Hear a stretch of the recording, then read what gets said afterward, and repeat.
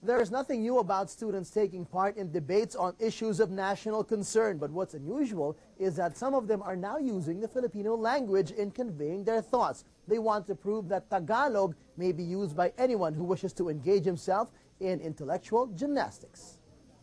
It was a heated verbal tussle between students of the De La Salle University and Miriam College in the championship round of the first national debate tournament. Hayaan na lang ba natin maging kulelat na lang tayo palagi?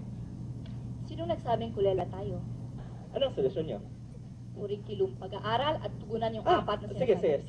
Both sides were firm in the defense of their respective positions on the issue of adding a fifth year in high school. Magastos at aksaya sa oras ang panukalang ito sa mga mag-aaral, magulang at gobyerno. Hindi porket mura ang isang bagay, okay na ito.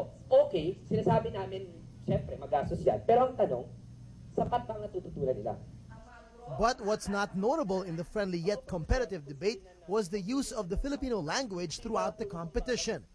National artist and Dean of College of Arts and Letters of UP Diliman, Virgilio Almario, says they held the first ever debate using the Filipino language to prove that Pinoys can and should speak in Filipino even in serious discussions of various social issues.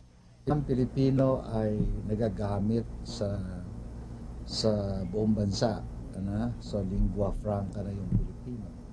Ang gusto natin ngayon patunayan na itong wika na ito ay hindi dapat isimolin.